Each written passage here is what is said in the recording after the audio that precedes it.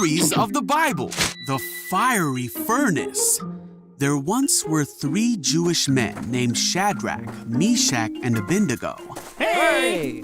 When they were very young, they were taken from Israel to live in a place called Babylon.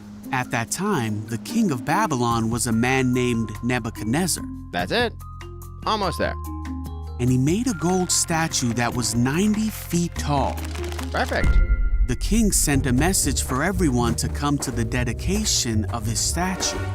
When everyone had assembled, it was declared that people of all races, nations, and languages would bow before the statue and worship King Nebuchadnezzar's statue when they heard the sound of musical instruments.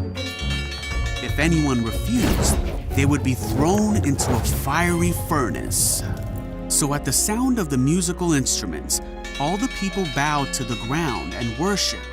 But Shadrach, Meshach, and Abednego did not, because they were Jewish and would only bow to the one true God.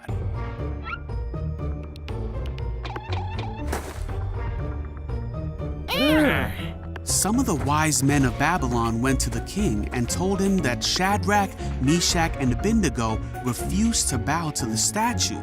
What? This made the king very angry, and he asked Shadrach, Meshach, and Abednego if it was true that they would not bow to the statue. Then he said he would give them one more chance to bow down, and if they did not bow, they will be thrown into the fire. Shadrach, Meshach, and Abednego replied that they didn't need to defend themselves against the king. They said, "If we are thrown into the blazing furnace, the God whom we serve is able to save us. He will rescue us from your power, your majesty.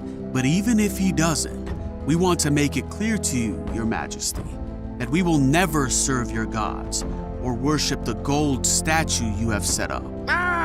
The king was so angry with Shadrach, Meshach, and Abednego that he commanded the furnace to be heated 7 times hotter than usual. Then he ordered Shadrach, Meshach, and Abednego to be bound and thrown in the fire.